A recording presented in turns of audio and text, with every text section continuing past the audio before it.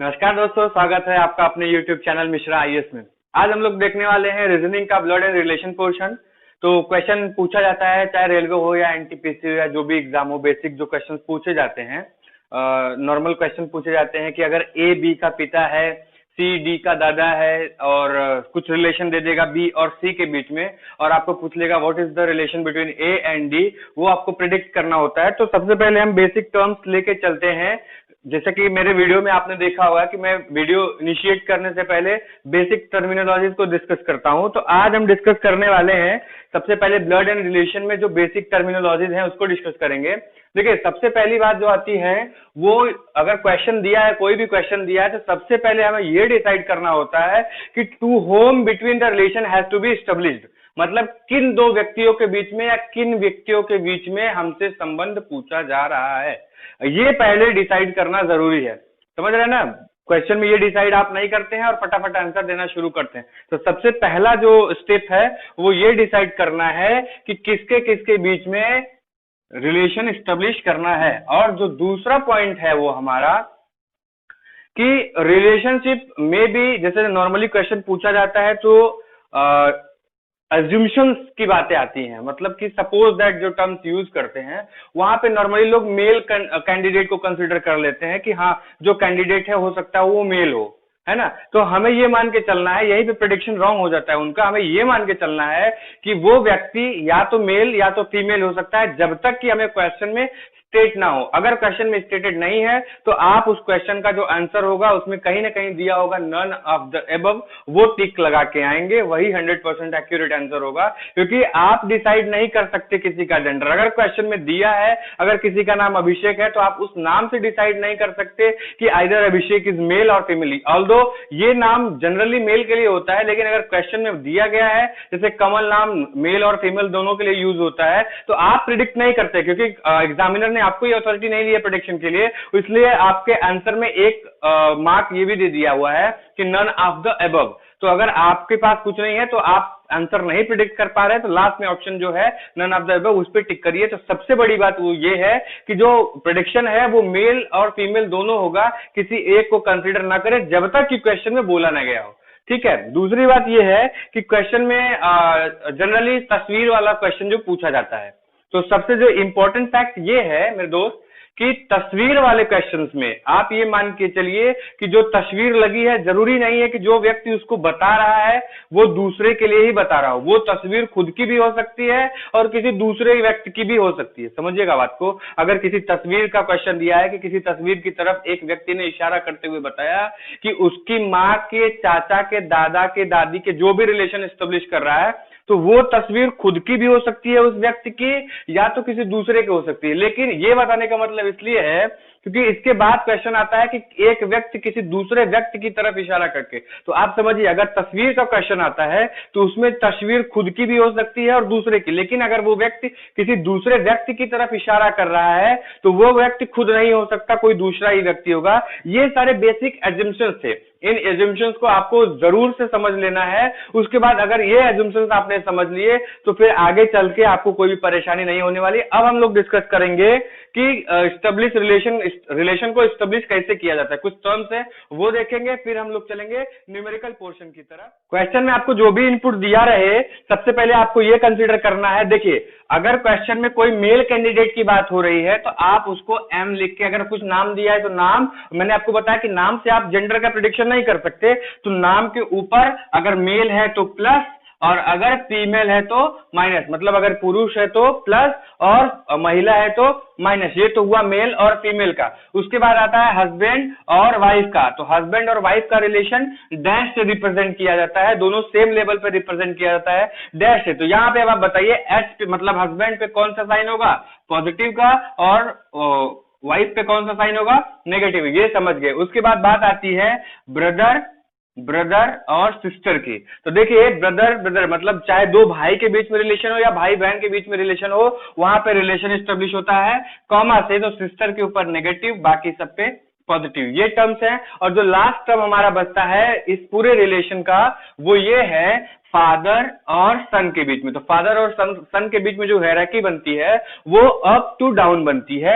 मतलब ये फादर, ये सन है, तो इनके बीच में रिलेशन इस एरो से डिनोट होगा ऊपर से नीचे की तरफ। तो ये बेटा है, एफ बेटा है, एफ फादर है। तो अगर एफ का भी कोई फादर होगा, मतलब ग्रैंडफादर की बात कर लें, तो ये इस तरीके से हायरार्की बनती है। ये बेसिक टर्म्स है, ये आपको जानना जरूरी है। सबसे पहले इसको देख लीजिए, मेल के ऊपर प्लस साइन, फीमेल के ऊपर माइनस साइन, नाम से प्रेडिक्शन नहीं करना है। हस्बैंड और वाइफ को इस हायरार्की में स्ट्रेट फॉरवर्ड रखना है, सेम लाइन डैश से रिप्रेजेंट करेंगे, ब्रदर सिस्टर को कामा से रिप्रेजेंट करेंगे, और फादर और सन को हायरार्की में डाउनवर्ड रिप्रेजेंट करेंगे। ये बेसिक टर्म्स हैं। अब हम लोग चलते हैं क्वेश्चंस की तरफ। क्वेश्चन समझिएगा, क्वेश्चन आपके स्क्रीन पे प्रोजेक्टेड है। क्वेश्चन कह रहा है नीतू की ओर इंगित करते हुए। तो सबसे पहले हम हायरार्की में नीतू को बनाएंगे। ये हमने बनाया नीतू। नीतू मेल है या फीमेल अभी तक ये हमने फाइंड आउट नहीं किया है, ना तो क्वेश्चन में दिया है। ध्यान रखिएगा, इसके वजह से नीतू के ऊपर हम कोई भी सिंबल रिप्रेजेंट नहीं करेंगे। नीतू की ओर इंगित करते हुए नितिन ने कहा, मैं उसकी माँ के पुत्र, मतलब नीतू के माँ, इसका पुत्र फिर हायरार्की में आएगा तो इसका पुत्र, समझिएगा, नीतू के उसकी माँ के पुत्र का इकलौता पुत्र, मतलब पुत्र का ये पुत्र पॉजिटिव हो जाएगा, इसका पुत्र जो होगा वो क्या होगा, वो पॉजिटिव हो जाएगा। तो ये पुत्र ही कौन है, नितिन है, यही तो बोल रहा है। देखिए समझिएगा, नीतू की ओर इंगित करते हुए नितिन ने कहा, मैं उसकी माँ, नीतू की माँ के पुत्र का इकलौता पुत्र हूं। तो ये पुत्र कौन है, नितिन ही है। अब हमें बताना है नीतू और नितिन के बीच में रिलेशन। तो देखिए ये पुत्र है और नीतू इसका मतलब कि बहन है, ऑप्शन में आप देखेंगे तो ये बहन होगी। अब ये रिलेशन पुत्र और नीतू के बीच में जो निकल के आ रहा है वो किसका निकल के आ रहा है, बुआ और भतीजे का, बुआ और भतीजे का। आपके आंसर में कुछ भी मतलब नहीं दिया है, तो ये इसका आंसर हो जाएगा नन ऑफ द अबव। ठीक है, इनमें से कोई नहीं, ये इसका आंसर हो जाएगा। नेक्स्ट क्वेश्चन की तरफ चलते हैं। एक पुरुष का परिचय करवाते हुए एक महिला ने कहा, ये मेरी माँ के पिता के इकलौते पुत्र हैं। पुरुष का महिला के साथ संबंध बताइए। ध्यान से समझिएगा, हम पहले पुरुष को छोड़ते हैं, पहले हम महिला को लेते हैं। देखिए महिला ने क्या कहा, महिला ने कहा ये मेरी माँ के, महिला है तो नेगेटिव होगा, माँ के, ये मेरी माँ के पिता के, माँ के पिता के, समझ रहे हैं ना, माँ के पिता के इकलौते पुत्र हैं। इकलौते पुत्र हैं मतलब वो किस हियरार्की में आएगा, इकलौते पुत्र है तो मतलब डाउनवर्ड इसी हियरार्की में आएगा। तो मतलब माँ और पुत्र, तो ये पुत्र ही कौन है, पुरुष है, वही पुरुष। ध्यान से, एक पुरुष के का परिचय करवाते हुए, तो ये जो पुत्र है वही पुरुष है, वही तो पुरुष है। इसीलिए मैंने आपको बताया कि पुरुष का कॉलम अभी छोड़ देते। देखिए इस क्वेश्चन को इस तरीके से सॉल्व करने का फायदा ये है कि अगर आप पहले पुरुष लिख लेते तो फिर यहाँ पे रिलेशन एस्टेब्लिश करने में बड़ी प्रॉब्लम होती। हमने पहले महिला को लिया, उसका हेरेकल बना दिया, अब उसके बाद पिता का इकलौता पुत्र है तो पुत्र को यहाँ पे सिंबलाइज कर दिया, वही पुत्र तो पुरुष है जिसके बारे में वो बोल रही है। अब हमें रिलेशन बताना क्या है, महिला के साथ पुरुष का संबंध बनाना। पुरुष का महिला के साथ क्या संबंध है, पुरुष और महिला का संबंध क्या है। देखिए पुरुष, ये महिला जो है, और इस पुरुष का क्या संबंध है बताइए। तो माँ का ये क्या है, माँ कामा से क्या रिप्रेजेंट करते हैं, भाई को। तो माँ का भाई क्या लगेगा आपका, इस महिला का क्या लगेगा, माँ, माँ। ये आपका आंसर है, समझिएगा बात को। देखिए ये पुरुष जो पुत्र है पिता का, ये पुरुष है। अब इस महिला का और इस पुत्र का, तो देखिए माँ का भाई, माँ का भाई क्या लगेगा आपका, मामा लगेगा। तो इसका आंसर क्या होगा, मामा। नेक्स्ट क्वेश्चन की तरफ चलते हैं। आपके यहाँ स्क्रीन पे प्रोजेक्टेड होगा, कल्पिता का परिचय कराते हुए, मतलब पहले हियरार्की बनाते हैं कल्पिता का, कल्पिता का परिचय कराते हुए प्रकाश अपने मेहमान से बोला, उसके पिता, मतलब कल्पिता के पिता, उसके पिता मेरे पिता के, मतलब प्रकाश के पिता के, प्रकाश के पिता के इकलौते पुत्र हैं ना, यही लिखा है इकलौते पुत्र हैं। तो किसी भी पिता का इकलौता पुत्र जो होगा वो, इसका मतलब कि वो स्वयं कौन है, प्रकाश है। इसका मतलब ये जो इसका पिता है वो कौन होगा, स्वयं प्रकाश ही होगा। इसका मतलब फाइनल हियरार्की जो बनेगा वो बनेगा प्रकाश का पिता, फिर प्रकाश और फिर कल्पिता। समझ गए बात को। इकलौता अगर कोई पुत्र है और वो अपना नाम बता रहे हैं तो वो कौन होगा, वो स्वयं तो होगा। देखिए यहाँ पे पूछ रहा है कल्पिता प्रकाश से संबंध बताइए, तो कल्पिता का प्रकाश से संबंध क्या होगा, कल्पिता प्रकाश की क्या लगेगी, तो कल्पिता प्रकाश की पुत्री लगेगी। ये आपका आंसर सही होगा। नेक्स्ट क्वेश्चन देखते हैं। नेक्स्ट क्वेश्चन बड़े ध्यान से देखिएगा क्या कह रहा है। ए बी का भाई है, मतलब ए कॉमा बी, और ए भाई है, इसका मतलब ए क्या हो जाएगा, मेल, समझिएगा। लेकिन अभी बी का प्रेडिक्शन नहीं हुआ है, आगे क्वेश्चन पढ़ते हैं। बी सी का भाई है, मतलब फिर आगे कॉमा लगेगा सी, लेकिन अब बी भाई है तो बी भी लग जाएगा प्लस। सी का भाई है, सी डी का पति है, सी जो है वो डी का पति है, डी का पति है, तो मतलब सी क्या हो जाएगा, सी क्या हो जाएगा, ये भी प्लस हो जाएगा क्योंकि पति है, और डी क्या हो जाएगा, माइनस है। ध्यान से रखिए, सी डी का पति है तो डैश का रिप्रेजेंटेशन है पति है।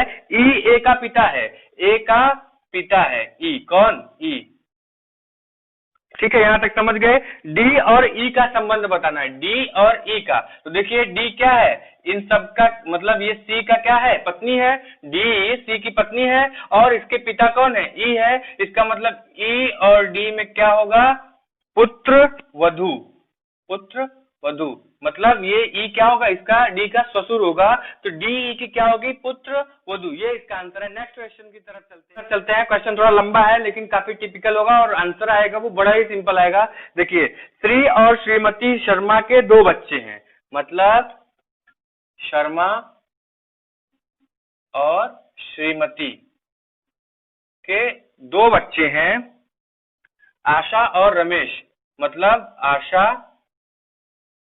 और कामा से रमेश, ठीक है। रमेश का विवाह, मतलब रमेश कौन है, मेल है। रमेश का विवाह श्री और श्रीमती महाजन की पुत्री राधा से, मतलब राधा इसकी पत्नी होगी रमेश की, और राधा के पिता कौन होंगे, महाजन और श्रीमती महाजन, तो ये पिता हो जाएंगे महाजन, और श्रीमती ये होंगे प्लस, ये होंगे माइनस। यहां तक तो समझ गए। श्री और श्रीमती महाजन के पुत्र सुरेश का विवाह, मतलब इनके पुत्र सुरेश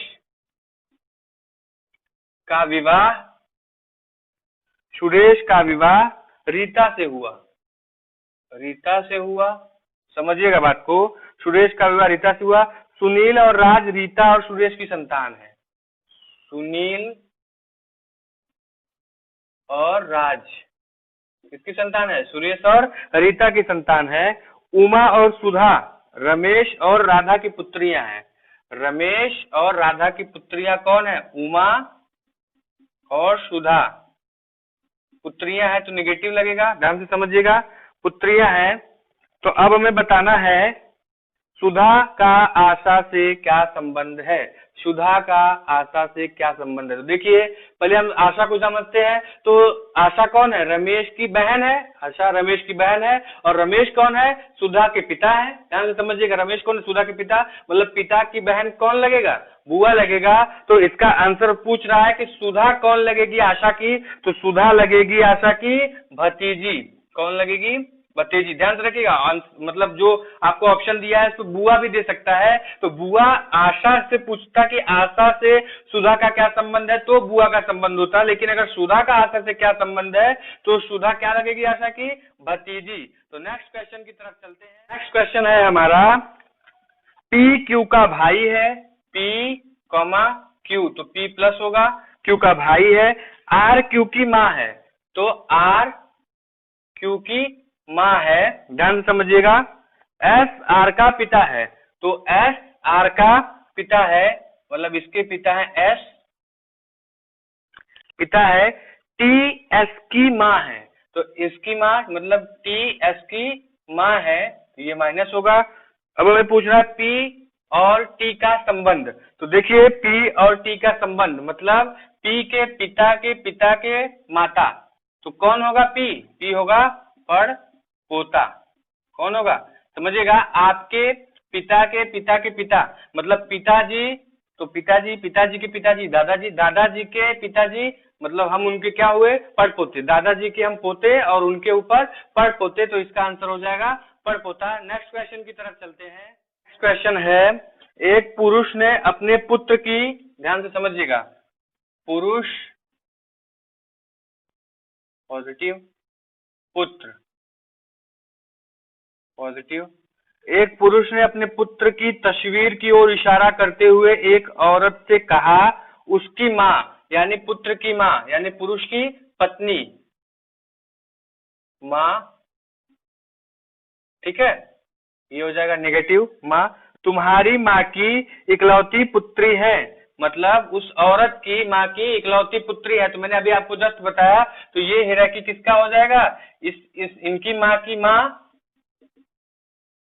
तो उस औरत को इशारा करें तो वो औरत कौन हो जाएगा, वो ये औरत हो जाएगी। तो अब पूछ रहा है पुरुष का संबंध औरत से बताइए, तो ये औरत है, इसका पुरुष से क्या संबंध है, पत्नी का संबंध है। ध्यान से देख लीजिए, पत्नी का ही संबंध है ना, सेम हिराकी में आया, क्योंकि पुत्र की माँ हुई और वो औरत पुरुष का क्या होगा, पत्नी होगी, ठीक है। तो ये इस क्वेश्चन का आंसर है। नेक्स्ट क्वेश्चन की तरफ चलते हैं। नेक्स्ट क्वेश्चन देखिएगा, एक पुरुष की तस्वीर की ओर इशारा करते हुए औरत ने कहा, तो किसकी तरह, पुरुष की तस्वीर प्लस, ध्यान से समझिएगा, कहा, औरत ने कहा इसके भाई, मतलब पुरुष का भाई, पॉजिटिव, भाई का पिता, इसके भाई का पिता, इसके भाई का पिता मेरे दादाजी का इकलौता पुत्र है। तो इसके भाई का पिता मेरे दादाजी का, तो दादाजी का, ध्यान से समझिए, क्यों हिराकी बिना समझे लिख दिया, दादाजी का पिता का इकलौता पुत्र है, इकलौता पुत्र यानी एक ही होगा, इसलिए हिराकी इसी में इंक्लूड हो जाएगी। तो दादा का पिता इकलौता पुत्र है दादा का, इसका मतलब दादा, दादा कौन होगा, किस हिराकी में, इस हिराकी में, तो औरत यहीं पे आएगी, औरत यहाँ पे आएगी। अब हमसे पूछ रहा है क्वेश्चन में पुरुष और औरत का संबंध बताइए, तो पुरुष और औरत का संबंध क्या हो जाएगा, सेम हिराकी में है, कॉमा से डिस्ट्रीब्यूशन हुआ है, तो क्या हो जाएगा, बहन, इसका आंसर हो जाएगा बहन। नेक्स्ट क्वेश्चन की तरफ चलते हैं। नेक्स्ट क्वेश्चन है, अरुण कहता है कि यह लड़की मेरी माता के पौत्र, तो सबसे पहले किसको बना लेंगे हायरार्की में, अरुण को बना लेंगे, जो डिटेल दिया है आपको वो। अरुण कहता है यह लड़की मेरी माता, तो अरुण की माता, अरुण की माता के पौत्र की पत्नी है, अरुण की माता के पौत्र, तो माता का पौत्र यानी अरुण के नीचे आएगा, क्योंकि अरुण तो बेटा है, पौत्र नीचे आएगा, इसका मतलब कि पौत्र होगी, पौत्र की पत्नी है, पौत्र की पत्नी है, कोई दिक्कत यहाँ तक, पौत्र पॉजिटिव हो जाएगा, ये नेगेटिव हो जाएगा क्योंकि पत्नी है। अब हमसे पूछ रहा है, क्या पूछ रहा है, अरुण और लड़की का क्या संबंध है, अरुण और पत्नी, ये लड़की जो है, ये लड़की का क्या संबंध है, तो आप बताइए अरुण और लड़की का क्या संबंध है। मतलब देखिए क्या संबंध होगा, सीधे ससुर का संबंध दिख रहा है आपको, कैसे दिख रहा है, देखिए ये पति है, पति का पिता क्या होगा, ससुर ही तो होगा, तो इस क्वेश्चन का आंसर क्या होगा, ससुर। तो ये हमारा वीडियो था आज का, reasoning depending on blood and relation. तो वीडियो आपको कैसा लगा वो हमें कमेंट बॉक्स में जरूर बताइएगा। अगर अच्छा लगा तो वीडियो को लाइक करिए, चैनल को सब्सक्राइब करिए और वीडियो को हो सके तो शेयर भी करिए, ताकि जरूरतमंदों को पहुंच पाए।